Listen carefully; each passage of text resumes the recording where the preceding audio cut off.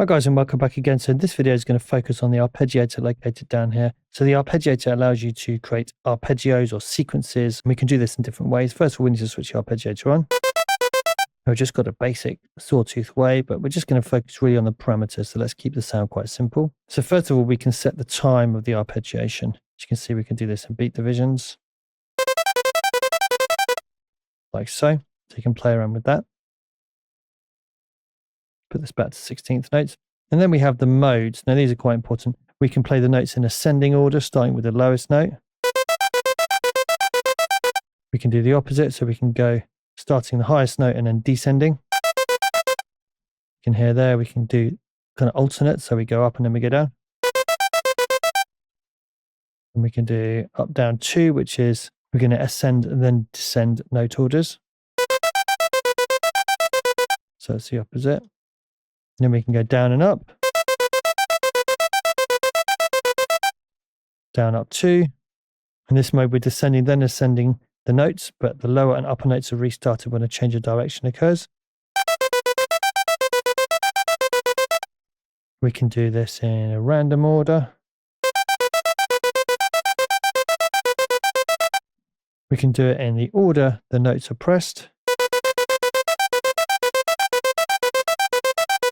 We can also play a sequence of notes defined by the step sequencer. We're going to come back to that. And then we have a chord option as well, which is going to play all the held notes using this step sequencer.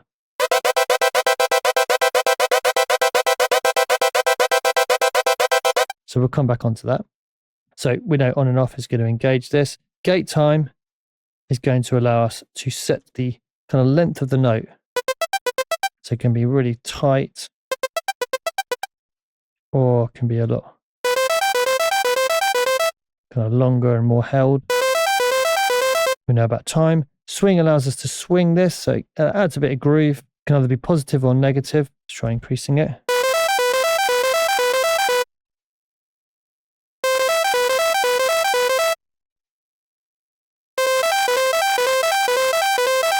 So it adds a bit of kind of shuffle to the rhythm. We can choose how many octaves we want to move through.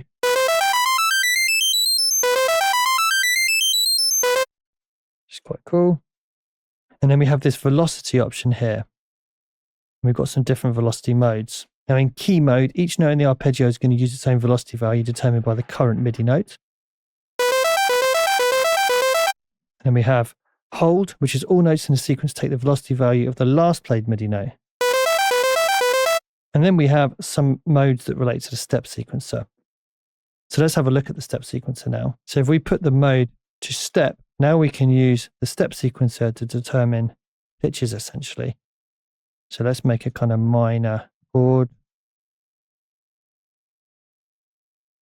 Let's try something like this. So using notes of a minor chord.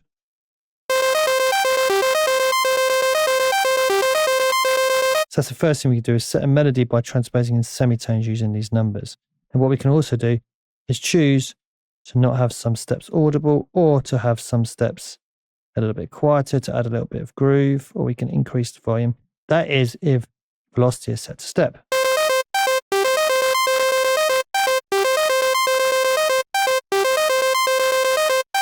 Now at the moment we don't have velocity set up here, so you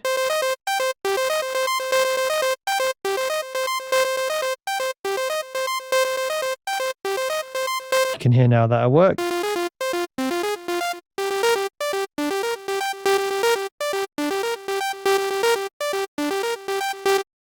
Now, when we're working with these velocity modes, we have step and key here. This is going to take into account the step sequencer's value here, but also the value of the key that you press. That's in terms of velocity.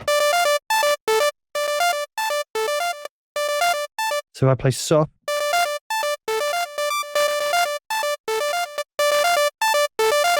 or hard, we get different velocities regardless of what the step sequencer is doing. So it's kind of responding to this and also the key that I press. Then we have this whole mode, and this is going to take into account both the step sequencer again and also the last played MIDI note's velocity.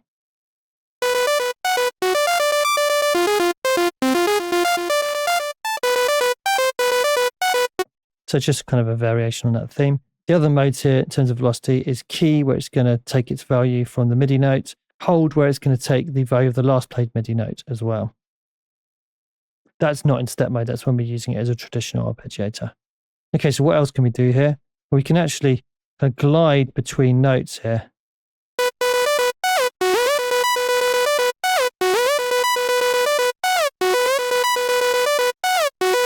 So we're using the glide time here.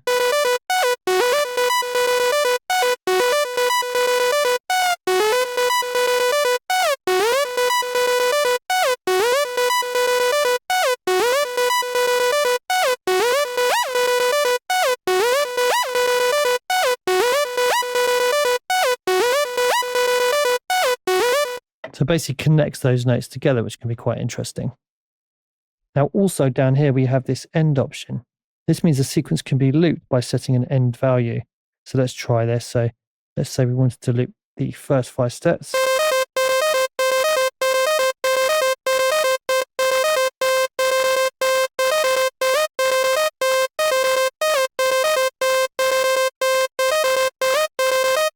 So we can always create kind of polyrhythmic sequences by setting loop values that don't quite kind of loop traditionally.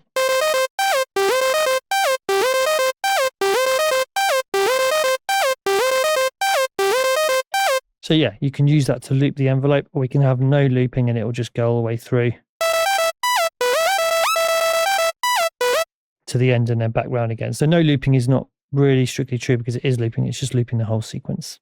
And that is the arpeggiator. So we switch it on and off down from here. Gate time is going to be the length of the notes that result. Time is going to be the speed of the arpeggiation. Swing means we can swing it.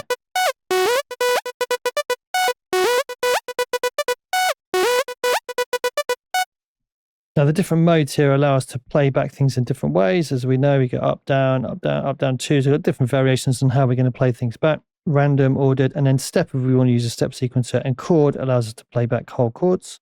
And then we have velocity options. So we can either, if we're using it as a traditional arpeggiator, use the velocity from the keys that we play, or alternatively, we can use the velocity from the step sequencer. Remember, you need to switch on the velocity option here to have some sensitivity. Octave allows you to choose how many octaves you're going to move through, and end allows you to loop the step sequencer from different points, or different end points, I should say. And that's the arpeggiator. Okay, so that's brought us to the end of looking at the actual parameters of Spire. In the next videos, we're going to have a look at some sound design options. So I'll see you then. Thanks for watching.